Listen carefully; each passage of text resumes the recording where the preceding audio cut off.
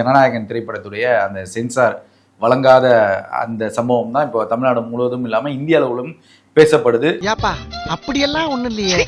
படம் கண்டிப்பா வெளியில வருது, அதுல மாற்றம் இல்ல. தம்பி யாரு சனத்தவக்களை திருப்பி போட்டா மாதிரியே இருக்கான்.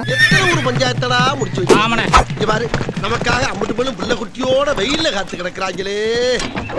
மாபெரும் வெற்றியடைய விளம்பரத்தை தேடி கொடுத்து கொண்டிருக்கிறார்கள். தோடா விளம்பரம் பல்லக்குது பல்லக்குது பிரகாஷ் பவாட. இந்த சென்சார் வராதது கூட விளம்பரமா பாக்குறீங்களா தாவேக்காரங்க? மாபெரும் விளம்பரம். நோ சூடு நோ சொர்ணை, நோ ப்ராப்ளம், இஸ் பிராண்ட். எங்க சுத்திக்கிட்டு இருக்க? என்னையா எந்த நோக்கத்துல மத்திய அரசு இதை தடுக்குதுங்கன்னு நினைக்கிறீங்க? இல்ல மாநில அரசுக்கு இதுல கூட்டு சதி இருக்குன்னு நினைக்கிறீங்களா? இருக்கலாம், அவங்கள தான் நீங்க கேட்கணும். மக்கள் உண்மையை தெரிஞ்சுக்கணும், கொஞ்சம் பாருங்க. தமிழக ரசிகர்கள் விஜய் சார் ரசிகர்கள் மட்டுமல்லாது தமிழக மக்கள் அனைவரும் கொதித்தெறிந்து அந்த மத்திய அரசின் மீது வேண்டுமென்றே இவங்க வந்து பண்றாங்கன்னு சொல்லி அவங்க மீது வெறுப்பு அதிகமாக தான் ஆகும். இருக்கலாம், அவங்கள தான் நீங்க கேட்கணும். சார் ஒற்றை வார்த்தைகள்ல பதில் அளிச்சா எப்படி நம்ம எடுத்துக்கிறது? படம் திரைக்கு வர இருக்கிறது. ஆனால் அதற்கு முன்னாடி ஒரே ஒரு வேண்டுகோள், அதிகார வர்க்கம் அல்லது ஆளுங்கட்சி இன்னொரு கரூர் சம்பவத்தை நடத்துவதற்கு கூட திட்டமிடுவார். யார சொல்றான் சார்? உயிர் பலி ஆகுறதுக்கு யாராவது ஆசைப்படுவாங்களா சார்? இதுக்கு முன்னாடி நான் உங்களுக்கு ஒன்று சொல்லணும்னு நினைக்கிறேன். ரிதன்யா வரதட்சணை கொடுமையால் படுகொலை செய்யப்பட்டதை பற்றி நாம் மறந்து போனோம். இரண்டு குடும்பத்துல நடந்த பிரச்சனைக்கும் திமுகவுக்கும் என்ன சம்பந்தம்? சம்பந்தப்படுத்திக்கிட்டேன். ஒரு குடும்பத்துக்குள்ள கொலை நடந்திருக்கு, அப்ப நீதிமன்றத்துக்கும் கொலைக்கு என்ன சம்பந்தம்னு கேட்பீங்களா? லூஸ் மாதிரி பேசாதடா, மைக் யார்ட்டே குடுறா. இப்ப நீங்க ஜனநாயகன் ரிலீஸ் ஆகுறது ஒரு உயிர் பலியை ஏற்படுத்த வாய்ப்பு இருக்குன்னு சொல்றீங்க. ஆமா. எந்த அடிப்படையில சொல்றீங்க? இந்த ஆதாரப்பூர்வ இன்னொரு கூட்ட நெரிசலை வேண்டுமென்றே உருவாக்குவார்கள். நீங்க மைண்ட் வாய்ஸ் நினைச்சு சத்தமா பேசிட்டு இருக்கீங்க. இத்தனை வருடம் அவருடைய படங்கள் வந்து ரிலீஸ் ஆச்சு, இது போல சம்பவம் நடக்கல, இந்த கடைசி படத்துக்கு நடக்கும் நீங்க நினைக்கிறீங்களான்னு கேக்குறேன். அரசியல்ல இவங்க எதை வேண்டுமானாலும் எந்த எல்லையை வேண்டுமானாலும் ஆளுங்கட்சியினர் ஏற்படுத்துவார்கள்.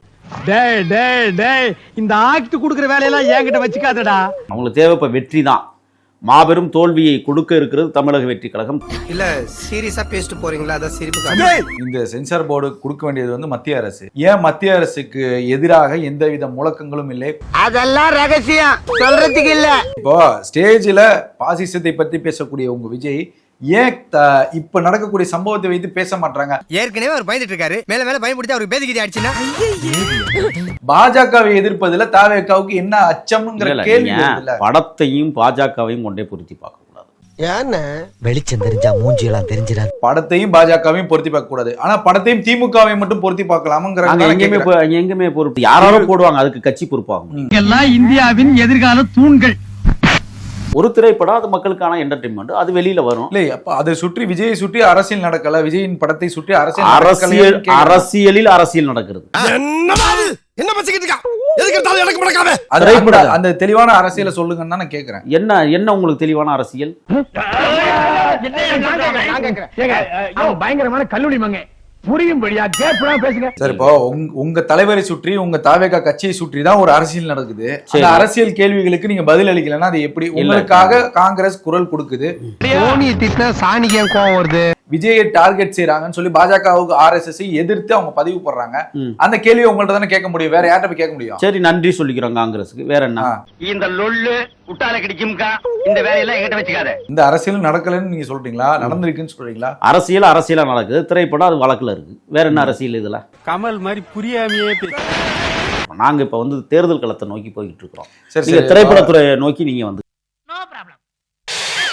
காங்கிரஸ் தாவேகாவின் பக்கம் வருவதற்கான வாய்ப்புகள் இருக்கா? அது காங்கிரஸ் தான் கேட்கணும். நீங்க இது கேட்கறது நீங்க காங்கிரஸ் கிட்ட கேட்கணும். நான் என்ன சோசியக்காரனா? அப்புறம் என்ன நீங்க இல்ல, நீங்க தாவேகாவுடைய கட்சி செய்தி தொடர்பாளர். சரி இருக்கட்டும், நான் என்ன கிளிச்சோசியமா காங்கிரஸ் வந்தா நல்லா இருக்கும், இல்ல காங்கிரஸ் வரதுக்கான வாய்ப்புகள் இருக்கலாம் அப்படின்னு சொன்னா பரவாயில்ல. நாங்க மத்தியிலும் கூட்டாட்சி மாநிலத்திலும் கூட்டாட்சின்னு சொல்லியாச்சு. அதிகாரத்தை பங்கு கொடுப்பதற்கு தயாராக இருக்கிற கட்சி. உங்களுக்கு எல்லாம் அரசியல் தான் கூட்டா போயிருச்சு. இந்த ஜனநாயகன் படம் குறித்து உதயநிதி ஸ்டாலினிடம் வந்து கேள்வி எழுப்பப்படுது.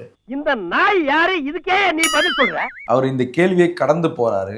ஏன் உதயநிதி கடந்து போறாருன்னு நினைக்கிறீங்க? இந்த கேள்வியை நான் கடந்து போகணும்னு நினைக்கிறேன். அப்படியா? காமெடி அப்படி போடுங்க. காமெடி. ஏன்னா அவங்களுக்குலாம் நாங்க பதில் சொல்றது இல்லைங்க. திமுகவுக்கா? யாருக்கா? நீங்க சொல்ற ஆட்களுக்கே நாங்க பதில் சொல்றது. 4 வீடு வாங்கி திங்கிற நாய்க்கு பாலமே பாரு, பேச்ச பாரு, சொல்ல பாரு, ஏகத்தாளத்தை பாரு, வாழ்ந்தனா கூறு கட்டி மிதிச்சு போடு. அதிமுகவும் தங்களுடைய கூட்டணிகளை உறுதி செஞ்சுட்டாங்க. சமீபத்தில் அன்புமணி ராமதாஸ் பாமக கலந்து அவர் தன்னுடைய ஆதரவு நிலைப்பாட்டை சொல்லிட்டாரு.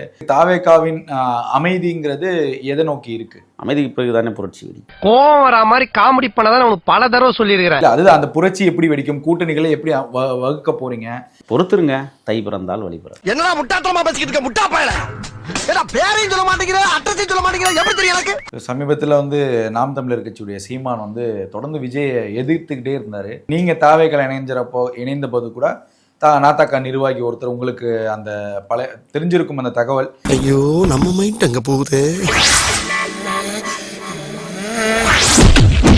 இப்போ சமீபத்தில் ஏன் தம்பி விஜய்னு மீண்டும் பேச ஆரம்பிச்சிருக்கா சீமான். இதை எப்படி பாக்குறீங்க? நீங்கள் வாழ்த்துனாலும் நாங்கள் கவலைப்பட போகிறதில்ல, தூத்துனாலும் நாங்கள் கவலைப்பட போகிறதில்ல.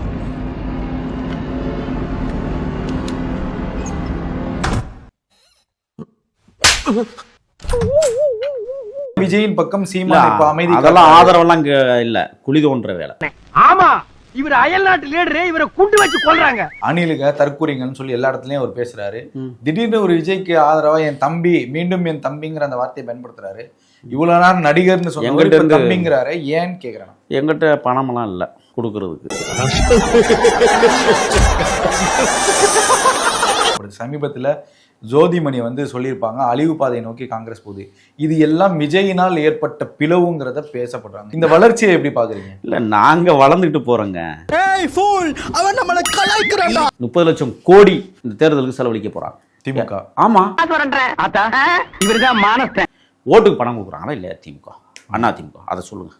2 கட்சியும் கொடுக்குறாரு. ஆக மிக மோசமான சூழலில் விலைக்கு ஓட்டுகளை வாங்குவதற்கான திட்டங்களை 2 கட்சியும் இப்ப போட்டு மல்லு கட்டிக்கு நிக்கிறாங்க. அதற்கு மாற்றமாக தாவேகா மக்கள் சக்தி மட்டுமே நம்பி களத்தில் இருக்க போகிறோம். அதை முதல்ல தெரிஞ்சுக்கோங்க. ஐயா, கன்னிகள் அவன் புள்ள பெற்றோம்ல, நேர்மையான அரசியல்வாதியும் இல்லைன்னு எங்க ஊர்ல ஒரு பழமொழி சொல்லுங்க. சாதாரண விஷயம் இல்ல.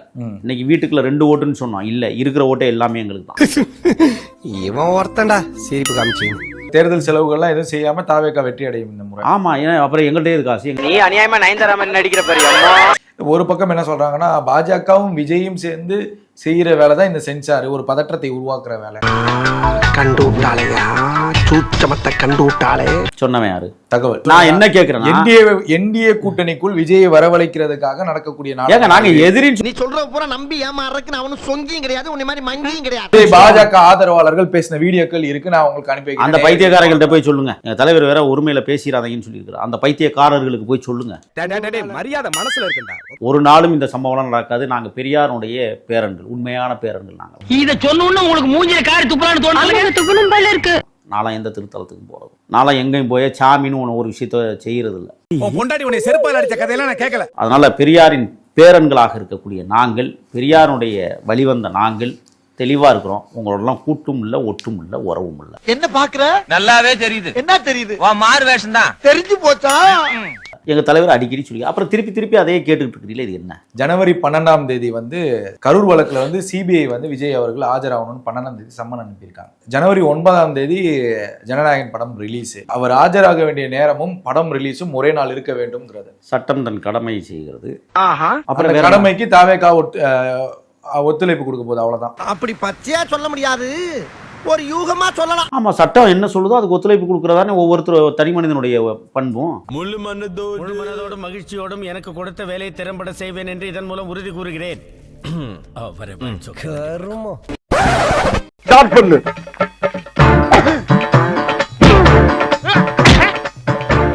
இங்கிட்டு வா. அப்படியா? படைக்கல மண்டல மட்டும் அடிச்சிடாத, குலக்கேசல் உள்ள போயிருவேன். சரியா? உங்க வீட்டு பிள்ளையா நினைச்சு எல்லாரும் என்னை மன்னிச்சிருக்க.